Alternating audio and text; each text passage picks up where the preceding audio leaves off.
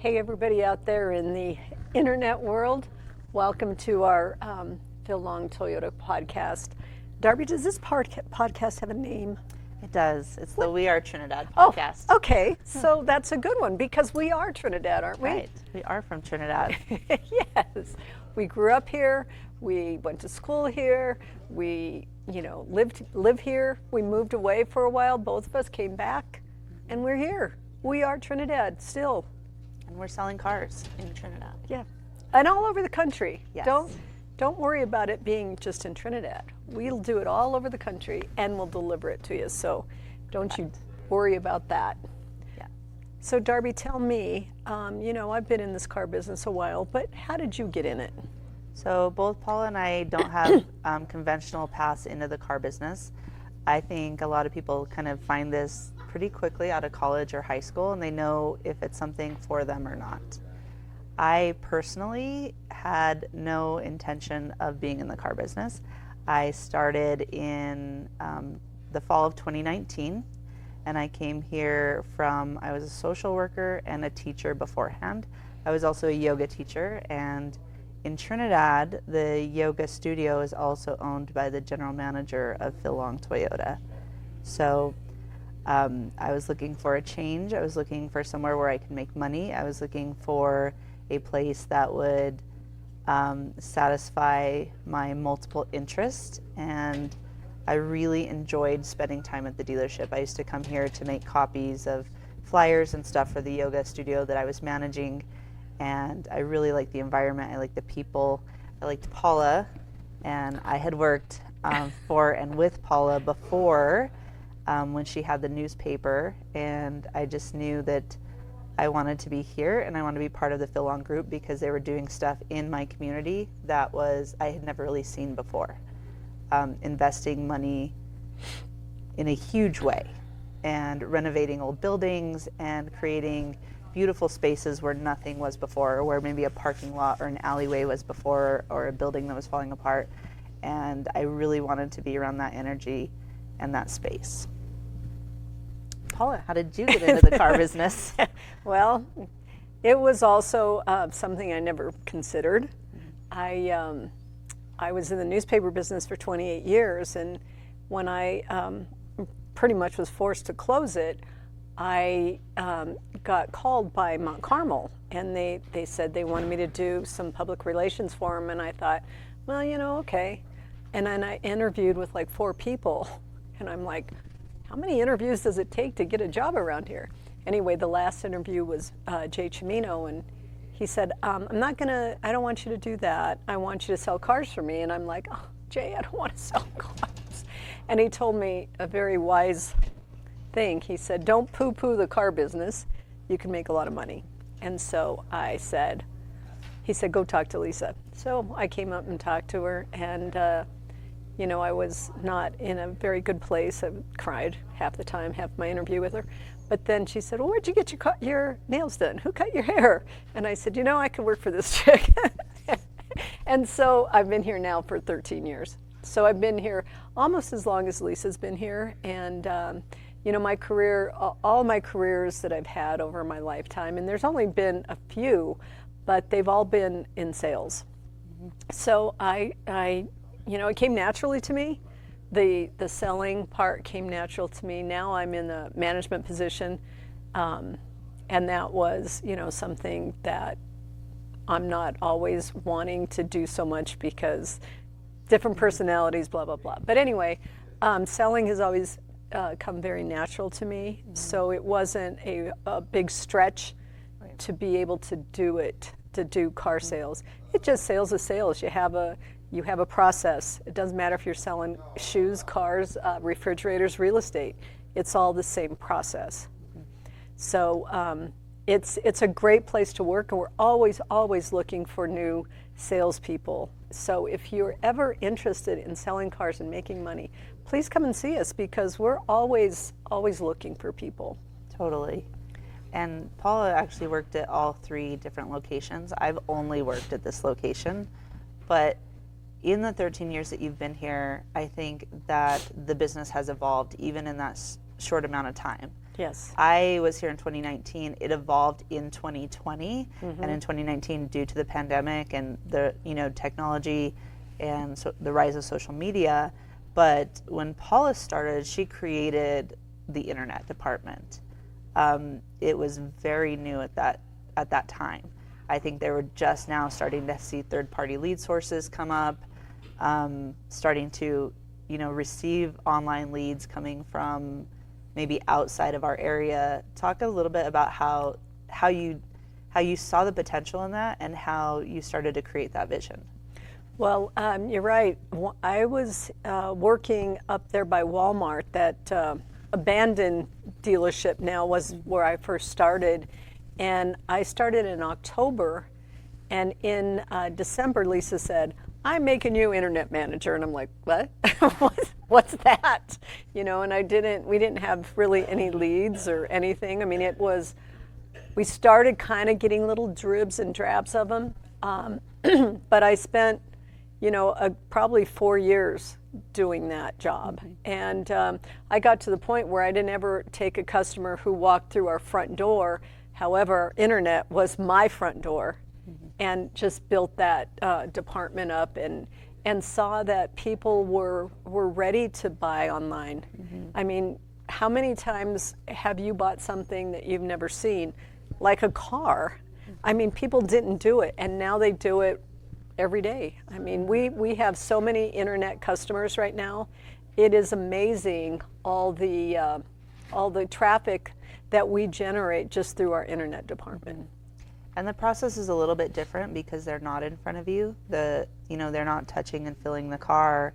And so I think probably what made both of us good at the position, because then when Paula became more of a sales manager than I became internet manager, is our background that wasn't car sales before. We could write an email that was both engaging and grammatically correct. Right. We understood the importance of, her coming from, capturing people's attention through newspaper and media, and then me needing to capture people's attention through their court reports or, lesson planning, capture the attention of a class of 7th graders. We know that it couldn't just be writing, right? It also had to have a visual component, but it needed to have a professional aspect as that as well. So we needed to be able to write emails. We needed to be able to take a phone call, have a phone call, work business numbers over the phone, and also include that visual aspect, which is what I think made both of us uniquely qualified to both build and steward that into the bigger level that it was. And one of the things our dealership is really versed in is video. We send videos to customers all the time, and it sets us apart. I mean, we'll get an internet lead where we finally sell this car to someone, and they'll say, "Nobody sent me a video. You were the only one who sent us a video or videos," because that is just something that we have really come to rely on and know that it's one of the best-selling tools we have. Right. I think both video and transparent pricing, and those types of things, that's what changed really when the internet came on, because you had to have good pictures online, you had to have quality videos that were going out to customers, you had to have pricing that didn't shift or change a lot, because I think the buyer is looking for even a different experience now due to the internet. Right. And it's so important that we continue to do business that way. Yeah. Because, there's so many other places that don't do it at all like that. And we always tout this being the easiest buying experience that you'll ever have.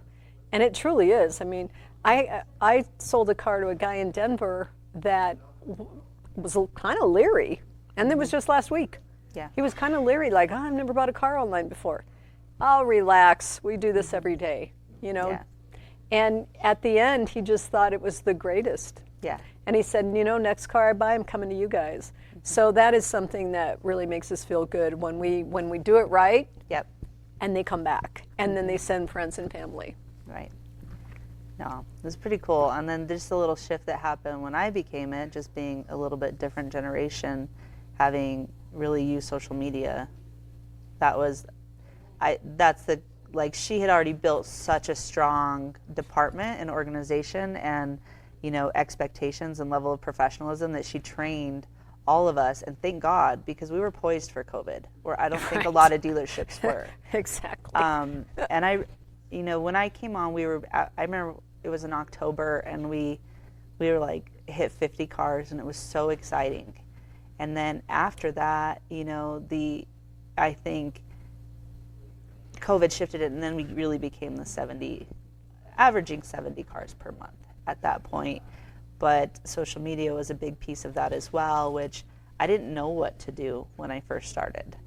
I had done a little bit of film just in college and those types of things and writing.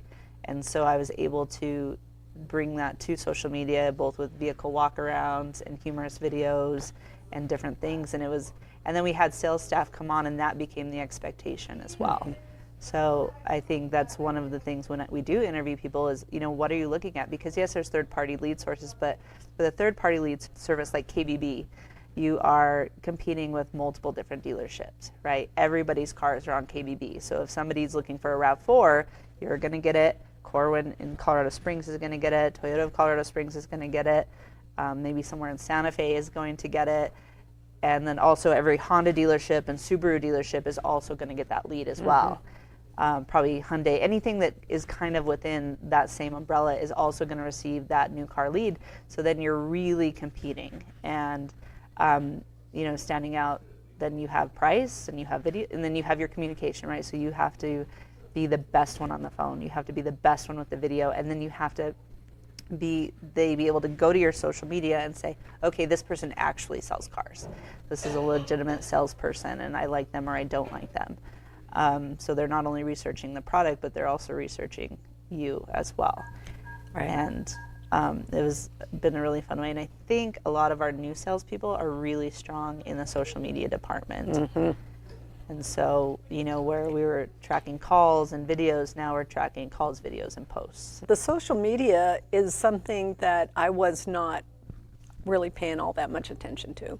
Because it wasn't as big as it is now when I started. I mean, Facebook, maybe I'd do some on Facebook, but you didn't even have Instagram, I don't think then. And you didn't, it was just something that I was just focusing on the actual internet leads coming in. Right now we sell, a third of our business is online? Probably. At least a third of our business is online and growing every single month. So it's exciting. It's exciting when you get a lead and all of a sudden your people are working that lead and you're giving them numbers and presenting their proposal to them. Yep. And then they're like, yeah, we'll do it. Yeah. I mean, it's very exciting. Yeah. I think that big jump from 50 to 70 was the internet process. Is now all of a sudden you didn't have to just be from Trinidad. You could be from Pueblo or Colorado Springs or Denver or the East Coast or Albuquerque or wherever. I mean, we've shipped cars everywhere. We even ferried one to Alaska at one point. That was a challenge. But that was a challenge. I don't want to do that very often. No. But it was kind of a good experience, and at least now we know how to do it. Right, exactly. But yeah, folks, this is really exciting. This is an exciting opportunity, business opportunity, sales opportunity for you to buy a car from a small town dealer who cares about their customers before, during, and after the sale. Because I just talked to a guy who broke down. Raton Pass is like the greatest thing for cars to break down on. I don't know why, but they always do. And they come here. He was going to a wedding for his granddaughter in Texas. He was from Utah. He told me that he's going to keep our Phil Long plate on there. That's awesome. And drive around Orem, Utah, and Salt Lake City. I get cars from them all the time. Right, and we sell cars. Orem and Salt Lake are two big places that we sell. That we sell cars too. I bet you we sell probably at least 1 to 2 a month to Utah. To Utah, yeah, to Salt Lake City. And you know what? They just like us. We're likable. Yes. But no, it's been really cool. And I definitely think that it was our background before we came in here. So if you've considered sales and you're in media, I always tell people, yeah, we're a media company. who also sells cars. Yeah. Because that's where my passion is. I think that's where a lot of our Paula's passion is. Now we're heavily investing in it, and we'll probably do a podcast pretty soon with Tatum, who has helped us really capitalize on that. Because before it was like we would do it when we had time, right? So when we weren't selling, then we would create media and content and those different things. But we're actually starting to see content as a way potentially at some point to even not only feed our sales and our pipeline, but maybe even feed the bottom line. I mean, I just got an invoice from Facebook that we made like $2.48 last quarter. Woohoo! But it's a start. It's a start.